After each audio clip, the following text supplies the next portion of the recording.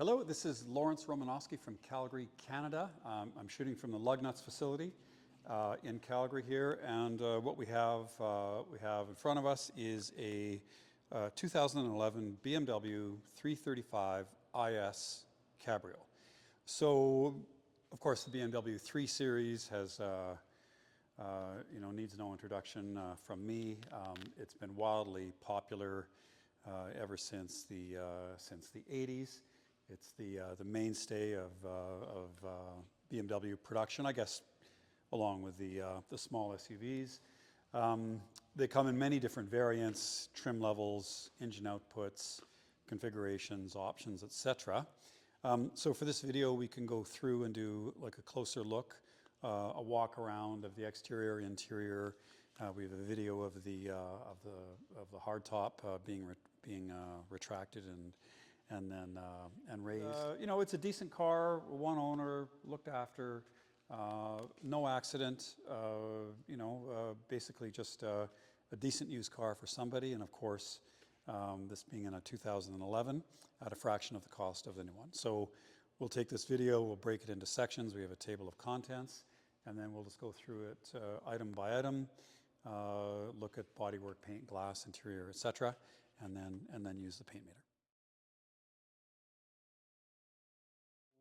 In the BMW range, the IS version is sort of halfway between the I and the M series cars. So the IS will give you sport tuned suspension. In this case, 18-inch rims. It gives you the body kit, the fatter steering wheel, and the bolstered seats, and a whole host of other minor changes that are designed to, give the vehicle more sport. I guess that's where the S comes from than the regular sedan. So they're quite a bit more expensive than the base versions. A little bit faster. This is 320 horsepower and 0 to 60 in under 5 seconds. A twin turbo, straight six. I've had this engine in a BMW wagon, 5 Series wagon. And it's a lovely engine, very, very smooth, tractable, powerful, and surprisingly fuel efficient as well. Okay, so great engine, and we've got it with the automatic gearbox. This particular car is a one-owner car. It was bought new in Kelowna. It's been with the same owner. Even though they've moved to the US and moved back, the car went with them and went back to Canada. Is 120,000 kilometers, but it's been looked after. I think when I looked at the service, because the BMWs record what service needs to be done, and the only thing that this one was due for was brake fluid, so everything else was up to date. Just to be clear about the Carfax and the ownership history, the car was bought in Kelowna to a resident that had places in Calgary and Kelowna, and that later moved to Palm Desert or Palm Springs, I forget which one, and then was down there for, I think, 5 or 6 years. Then they came back to Calgary, and they brought the car with them. So although the car has history in Canada and the US and in BC and in Alberta, it's all with one couple who owned it. Okay, so condition-wise, let's start with the windscreen, which, in Alberta, it's hard to avoid getting some marks on it. And we just have just the odd few little pits. We don't have anything that is a star, and that we don't have anything, that's going to result in a cracked windscreen. For the rest of the bodywork, I would say the car, to be fair to it, it just shows uniform wear. We've got some stone chips on the hood, as you'd expect, but nothing is through the protective layer of the metal. Nothing is starting to rust. We have the S cars, have the aero kit, which is the deeper front spoiler, and we can see we have a little bit of scuffing on the lower edge of the front spoiler, so we can see that on both sides. But the spoiler isn't cracked, and it, if it was bumped, it might be loose, or you might have broken some clips behind the bumper cover. It might be, the gaps might not be even. So that's not the case here. It doesn't look to me like the car has had any panels replaced. All of the factory gaps look correct to me. All of the trim pieces and various covers are in place. For the wheels, we do see some curb rash on each of the wheels. These are, of course, super vulnerable, so that's not unexpected. And then, so we do have some curb rash there.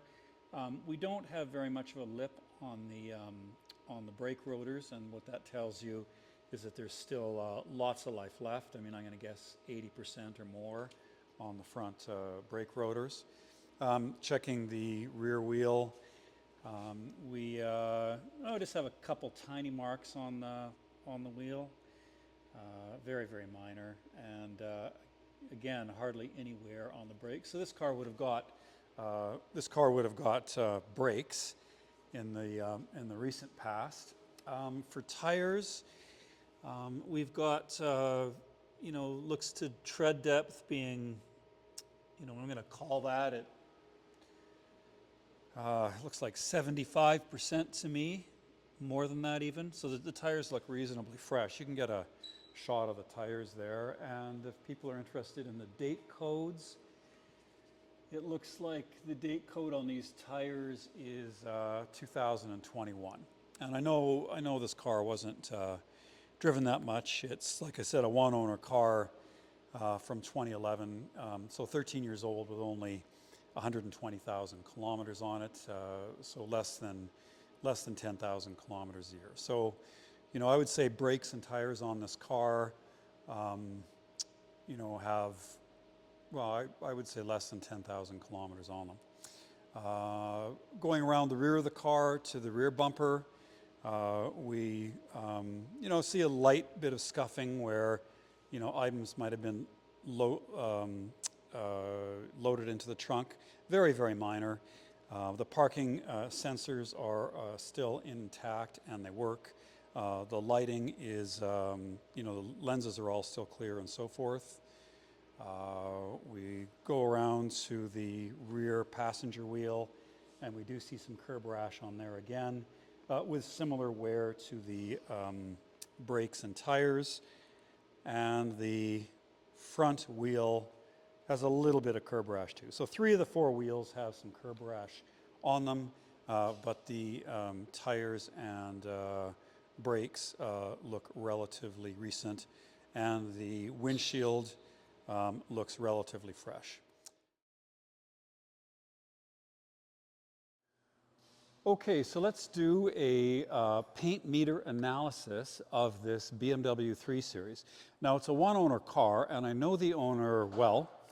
She's a friend, and she verifies that the car has never been in a collision, although it did hit a tire on the highway. A tire came loose from a car and was on the road, and the car hit it. So early on in the car's life, it did have some damage to the front bumper, but it's never been, in a collision. But let's get the paint meter, and we'll verify the paint depth on the car. Now, factory paint depth is usually in between 1 and 200 micrometers. That's a micrometer is 1/1000th of a millimeter. This reads 171, and that is 0.171 of a millimeter, and that is factory paint. The fenders on the 3 Series are composite, and they don't read on the paint meter. Okay, so we'll get some more readings here. A repaint's usually in the 3s and 4s and 5s. So 170 is factory, 206, 167, 178. This all is factory paint depth. 182, 174, 201,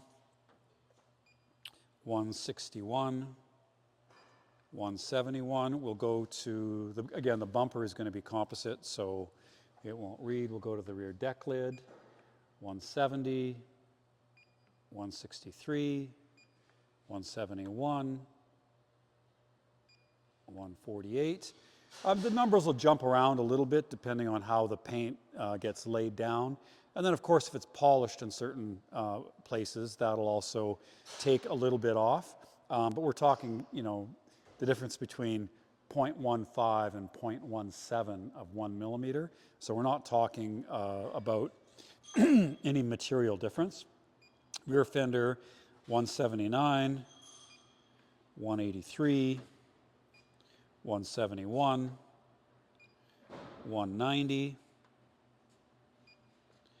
186,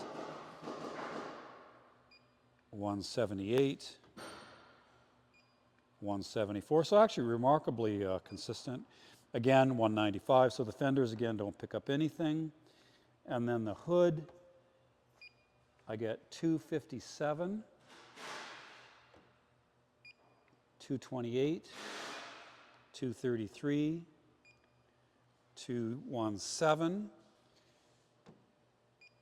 241, 247, 281,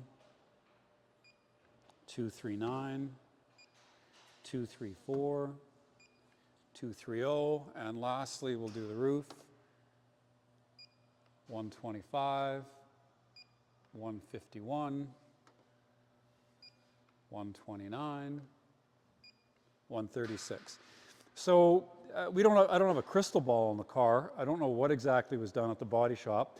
The bonnet on the vehicle is in the low 2s, and the rest of the car seems to be in the 0.17,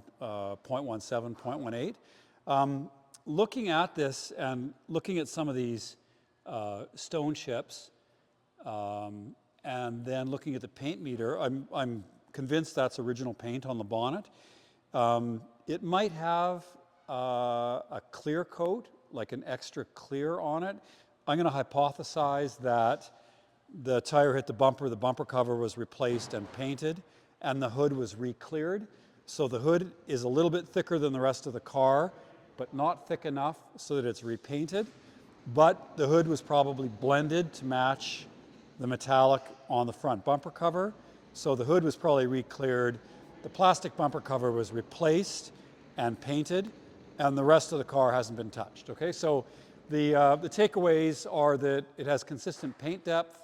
It has, in my opinion, original paint throughout, and the car has never been in a collision. And as we've seen underneath, it's never been rusty either. So the body shell on this car is excellent. This car has the sportier, thicker rimmed steering wheel and the more deeply bolstered front seats. And of course, when we look at these bolsters, we look for some wear on the sides, and there's virtually none at all. Sometimes if the owner is larger or less agile, they can wear out the sides of the seat fairly quickly. The owner of this car is one of my yoga friends, so she's definitely on the more agile side and can get in the car without scraping the leather. All right, so the rest of the interior looks, again, I would say uniform, sort of honest wear. We've got a couple little marks on the sill.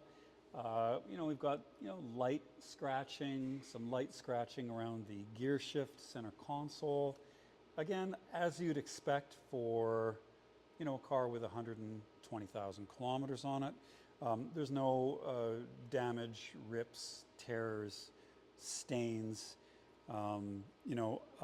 anything I would say material. So under the hood, we have BMW's twin turbo straight 6, 320 horsepower. We have the two turbos that are kind of tucked in the underneath the exhaust manifold on this side of the engine. It's a beautiful engine, buttery smooth, powerful, torquey, and with excellent fuel economy. We don't see anything abnormal in the engine compartment or any evidence that somebody who was in there and not being very careful. So it's all presented as it should be, with no surprises. There's no lights on the dash. There's no check engine lights on it. When I go into the infotainment, it just says that it's due for brake fluid, so I don't know when that was done last. So it's due for a replacement of brake fluid. We have a video of the hardtop being opened and closed, and so we can play that. I guess we can play that now, demonstrate that that works.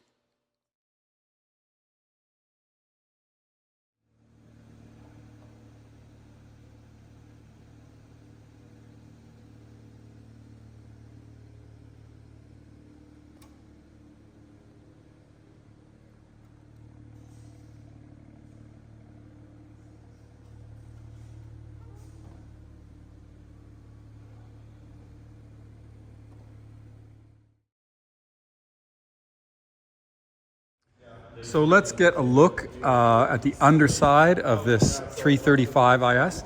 We can start with the front spoiler, and we can see that it is quite vulnerable. It's low, and these corners are vulnerable. We can see it's a little bit scraped up.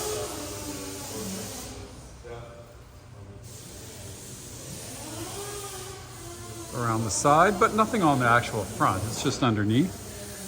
We can see that it's not cracked, because many of them are, and we can see that the fasteners are still in place. I guess it's missing a couple on this side of the panel here.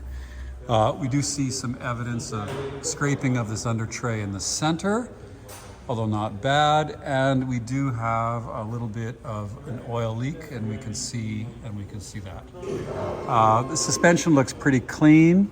We don't see any corroded fasteners, which is good. In Calgary, the undersides of the car can be quite rusted. All the fasteners look good, and I think that this car was mostly, or just about all, summer driven. Going back, we can see a little bit of damage to, again, the plastic under tray aft of the front wheel. The exhaust is in good shape. We can see, again, a couple of these little fasteners have come missing, but that's not a big deal to put back on. There's no other real damage to the underside of the car. And again, nothing is rusted or corroded. We have, they're kind of like a fiberboard panel, and they have quite, they have a tough life. So it's not surprising to see that. Basically, they all do, to see little bits of damage. They're not expensive to replace, and they're mostly for sound deadening. Okay, so we go to the rear. And again, the fasteners are unrusty, which is really quite rare. The brake hoses and so on are in good shape. And again, it's just a dry car. And so we just don't see the corrosion that most Alberta cars have on it. And exhaust is still in nice shape.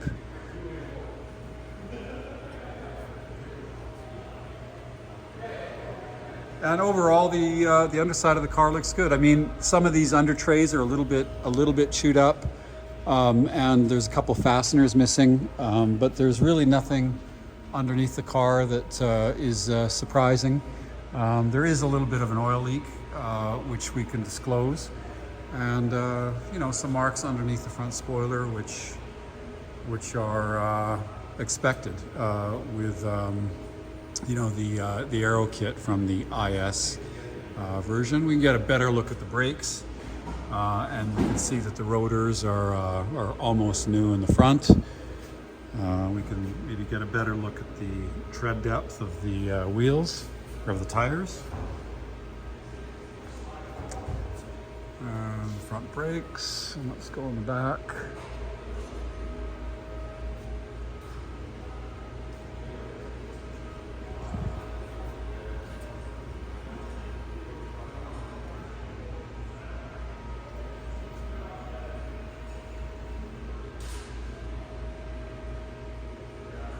Okay, so a clean, one owner, summer driven, uncorroded, undamaged BMW 3 Series. And that kind of gives you, I think underneath the car gives you, a pretty good idea of what it's been through.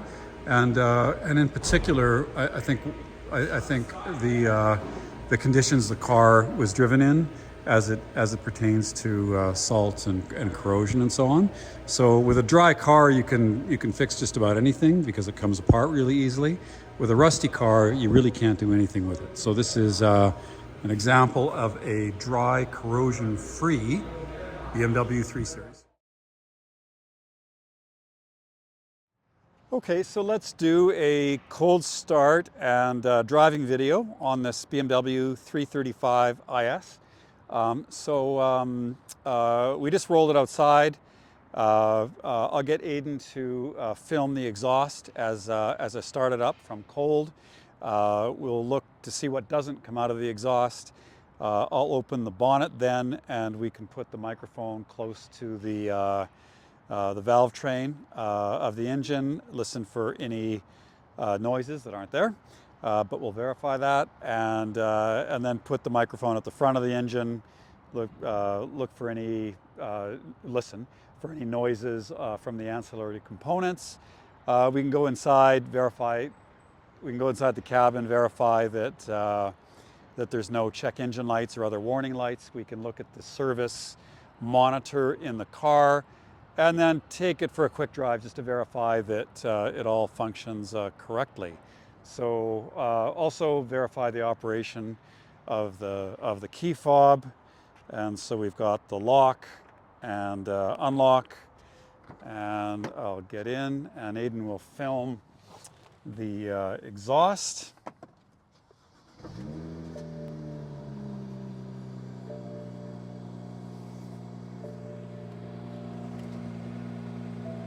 So we've got a healthy exhaust note. The car sounds great. And this car is the straight six engine, which is of course inherently well balanced. And being a BMW mainstay, even since I guess since the 70s, really.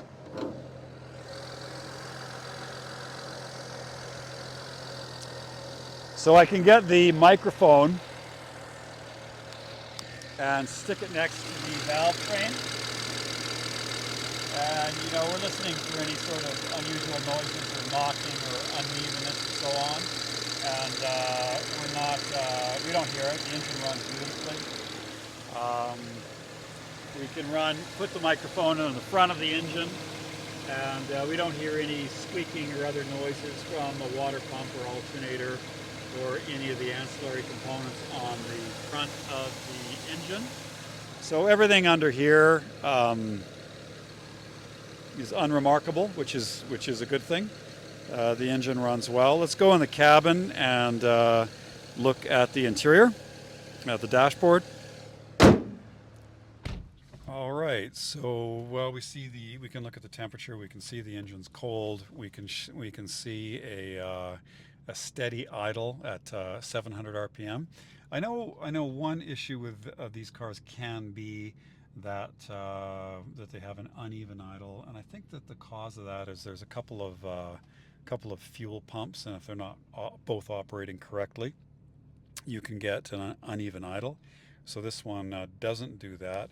The BMWs record the service information in the key actually, and in the car. So we can go here and look at vehicle status, and we can go to the service required, and it'll tell us that his service is required for the brake fluid. So I'm not sure when the last time that was changed was. I believe the car will call for it every couple of years. So other than that, the vehicle has front brake pads in 90,000 kilometers from now. We looked at the brakes and there was lots of life on them. Rear brake pads in 24,000 kilometers. It's calling for an engine oil change in fall of 2024. Okay. Looking around the dash, we see the current mileage, 120,791 kilometers. And we've got an average consumption of 15.6 liters per 100 kilometers, which is normal for a car being driven in the city. The AC blows cold. We'll put it in automatic. Turn the fan speed down a little bit. We've demonstrated that the soft top function, or the retractable hard top, functions correctly. There's no slop in the gear lever. We can just go check some basic drivability issues here. So there's no stuttering from cold. Again, no uneven idle. A very, very beautiful engine. I had this engine in a 5 Series wagon, and I found it very, very powerful, very refined, very torquey from low revs, but surprisingly very economical. I was getting well under 10 liters per 100 kilometers on the highway with that car, which is excellent for an engine that produces 300 horsepower. I believe this one's 320. So, you know, the 3 Series is known for its ride handling compromise. The IS version sort of sets the suspension sort of in between the M Series cars and the regular 335 IS. So it's very sharp on the nose and changes direction really well, but it isn't harsh. It tracks perfectly straight. It brakes perfectly straight. There's no play in the steering. There's no pulsation from the rotors, which you've just seen are next to new. The turn-in is very sharp and very progressive. I mean, exactly what you want. And again, lots of torque from this straight 6 twin turbo engine. And we'll just merge here. These roads up ahead, we're in an industrial area here, so they're not very smooth, which is good, well, bad, but good for demonstrating the suspension. So we can listen for, you know, we listen for clunks and other bearing noises and so forth, and there isn't any of that as well. A little bit of tire noise, which you'd expect with the 18-inch tires. Sometimes these soft tops or these retractable hard tops can be squeaky. Most of the time that's rectified by some silicone grease around the weather stripping, but this one actually doesn't rattle. So it has the refinement of a coupe. You're not really aware that you're in a convertible car. All the blower motors, temperature control works fine. All the LEDs and the displays are bright. Sometimes the bulbs go and they can be dim. All the controls work properly. I'm not aware of anything that doesn't work in the car. And like I said, it's the whole package with the 3 Series, why it's been so successful. The combination of real-world practicality, seating for 4, ride, handling, performance, economy, resale value, you know, all of those things make it the most expert's choice for you know, for the best small luxury car. Okay, we have a little bit of a runway ahead of us here, so the car is warmed up. So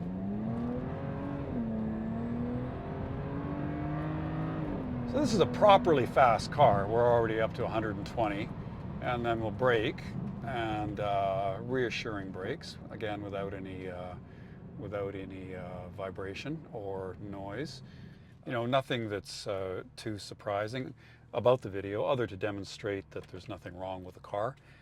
Everything works in the car, everything behaves itself, the air blows cold, all the electrical accessories work, and like I said, the drivability is excellent. So with that, I hope that it gives you some confidence at least that the car has no undisclosed problems, and that it is as advertised, which is an honest 120,000 kilometer 3 Series, but a high spec one with the IS suspension highly bolstered seats, thicker wheel rim, and tuned suspension, and of course the retractable hardtop. So that's how I describe this car, is just an honest one-owner car. It's got some light uniform wear commensurate with the mileage. You know, it's always been garaged. It's never been abused. You know, it wasn't bought by a series of 20-somethings and modded the car and street raced it or whatever. Okay, so just a basic, nice, kind of do everything, refined, powerful, economical, practical, 4-seat, makes a nice coupe or a convertible. You know, sort of good at everything. You know, most people agree BMW 3 Series is the best small luxury sedan on the market. It has been for, you know, virtually every year it's been made for, you know, since the 80s. And the new version of this is probably, you know, $80,000 or something like that. And so you'll have, for a fraction of the price, this car still has a lot of happy miles on it and good memories. And still presents well, still a beautiful car, drives beautifully, and is a solid used car buy for somebody. So with that, Lawrence Romanosky from the Lugnuts facility in Calgary, 2011 BMW 335 IS Cabriolet. Thank you very much. Please like and subscribe.